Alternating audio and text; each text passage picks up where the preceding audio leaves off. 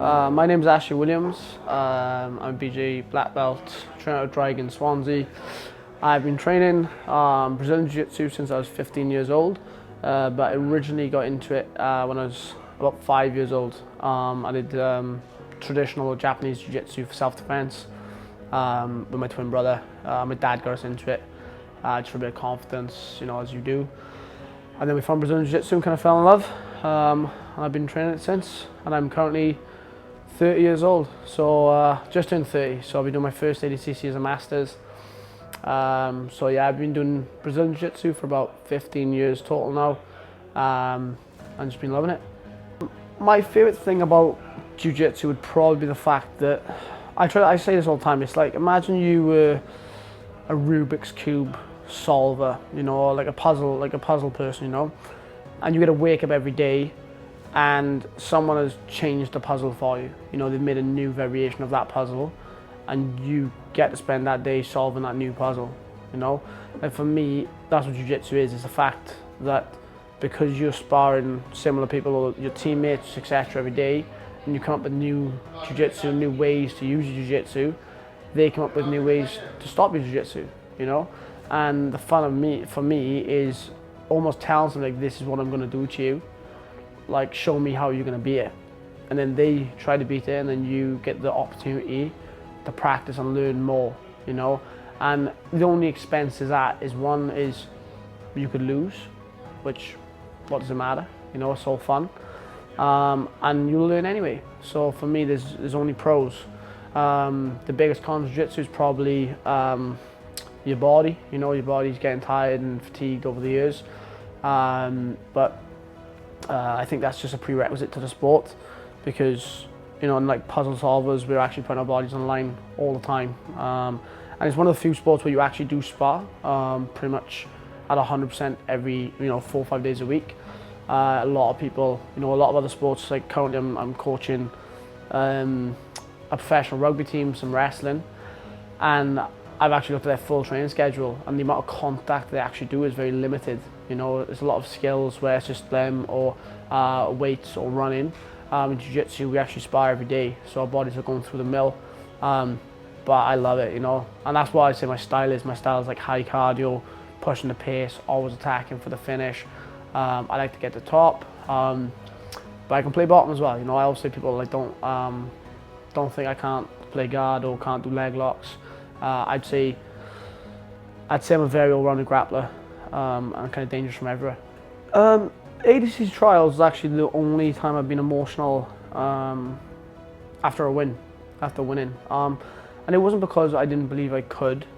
It was actually because I knew I was going to, and the date kept getting moved, and I was like in a camp, and I was like in the best shape of my life, and I was like, yeah man, this is going, you know, I'm gonna win this. In 2 weeks time, it gets moved. And I was like, oh. So like, I think I went on holidays actually the first time it got moved. I went on holidays for a week to Spain, rejuvenated my body, my mind came back, and I was like, right, let's just go again, you know. I was in better shape, I was in better shape, I was feeling sharper, faster, fitter, and everything was feeling great. And I was like, right, I'm gonna win, I'm just gonna win, I'm going to ADCC. Like for me, it wasn't an if, it was a when, you know, it was when I was gonna win, and I was going to ADCC. That, for me, 100%, there was no question or doubt in my mind that I was going to lose on that day.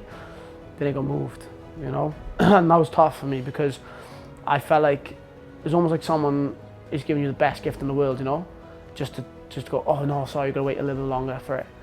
And I went there with just supreme confidence, like unbelievable, unwavering doubt that I was going to be on the top of that podium. I envisioned it so many times. I could see it. I knew that I was going to be on the ADCC mats. It was weird because everything I saw online, I was not the favourite, you know, like, which I thought was absurd. I thought it was really, really funny that I was not the favourite for the trials, considering I was the only European ranked athlete at that given state at the time. I was on a really good run, having beaten high-level opposition, even ADCC former veteran, you know, competitors. So I thought it was really bizarre that Flow and other media outlets hadn't really given me any kind of limelight on it. They didn't really say I was going to win at all. which I thought was really peculiar. The guys they were mentioning, I was like, no, 100%, I'll beat those guys, you know. And I actually landed in Poland then for trials, and I was, you know, I had to do the last bit of the weight cut. I was feeling like so laser focused, and I ran into Jack Sear, a fellow competitor from London who's in the same division, and I was like, oh, have you seen the brackets? He was like, yeah, man. I was like, oh, you know, I think, you know, I'll have this guy and this guy, blah, blah, blah. And I was like, they're the tough guys. He was like, no. He was like, man, like, everybody who's good is here. He was like, every single person you're going to want to compete against in Europe for ADCC, you know, your previous medalists, previous winners, they were all there, you know. And I was like, that's even better, isn't it? You know, that's even better. Like, I don't mind who I get. I wouldn't have cared if you know, I'd Garbeg in the final. If I had him first round, it wouldn't bother me. You know, like, to me, I was just going to beat them all. Like the Russians, I was like, how do you feel about wrestling a Russian? It's like, it makes no odds. No, how do you feel about getting this guy with a leg locker? Like, brilliant. Brilliant. That's awesome, because, and everyone else says, I was like, oh, you know, ADCC, the world is such a step up from ADCC trials. And I 100% believe it is. And that's why I 100% believe I was going to win. Because I'm not going to ADCC to make them numbers, you know. I'm not going there to be a trials winner just to get fed to some monster to eat me first round. Like, no way. Like, I deserve that. I believe I deserve to be there anyway. So I'm not going there as a grateful trial winner, you know. No way. Like, for me, I'm going there as a serious competitor. You know, I can beat those guys, and I'm going to show it. So yeah, trials is the only time I'm emotional, because I felt like I got given the best gift of something I deserve to have. No one else going to go to ADCC. And it's grueling, you know. Trials are grueling, they're so long. The way they do them, like, I'm almost glad I didn't get invited so I could do trials. Because trials, man, it was like punishing. Body, mind, everything. Like, it was 12 hours. My first match, my last match was 12 hours in time. And I actually wasn't prepared for that. So I didn't have any food, nothing. I thought, oh, we'll be in like a nice public, you know, populated area, we'll have lots of shops. I literally ate about, so to everyone, I think I ate about 400 grams of milk or chocolate and about 400 grams of Haribo sweets over that 12 hours. And I was just drinking water, drinking a cup of tea, and I was just going out match after match. And I was like, how are you feeling? I was like, it makes no odds, man. It doesn't matter at this point. Like, it doesn't matter what you give me. If I have food, no food, it honestly makes no difference. But I'm going to go out there and I'm just going to prove I'm better. You know, and I had a great run, 4 submissions. I was gutted I didn't get the final submission in the finals. Like, 5 wins, 5 subs would have been the dream. But 4 subs, and all pretty much within a couple of minutes. It was great.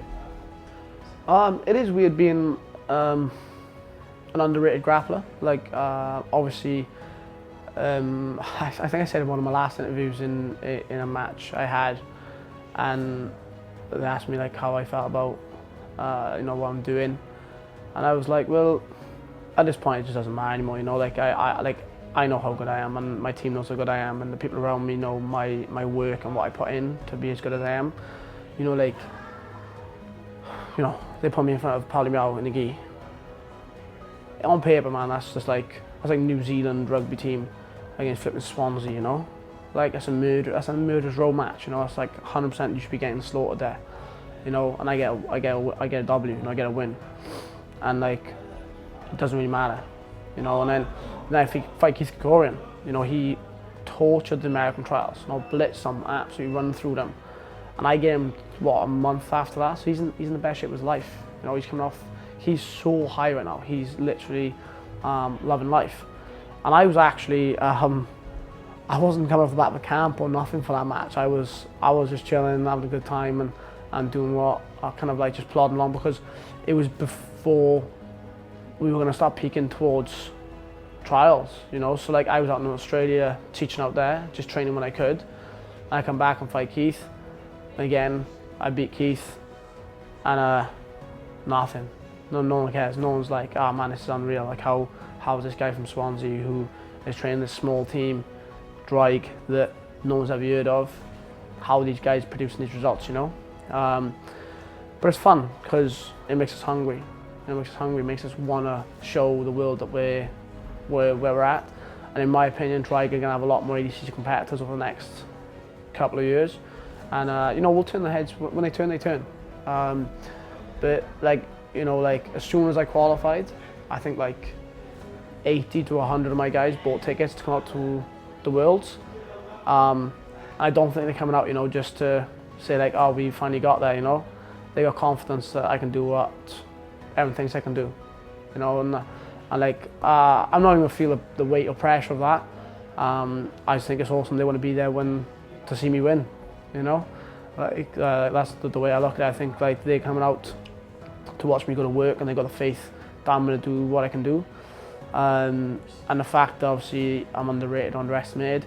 It's weird because a few of the guys like Mo, for example, like he frequently says in interviews, he's like, man, Ash Williams could be on the podium, you know.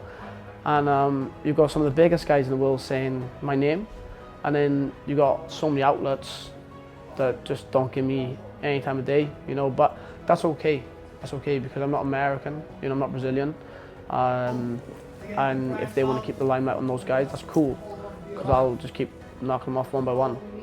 I say this all the time. Every time I see an interview with myself, like someone like a competitor, they was like, oh yeah, he's pretty good. You know, I've seen him do this, seen him do that.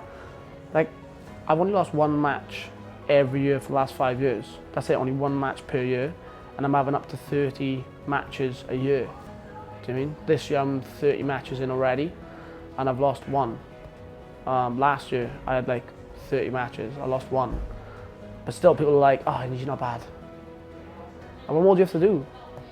I mean, what more do you have to do, you know? But I don't know, maybe the ADCC gold will be the one, eh?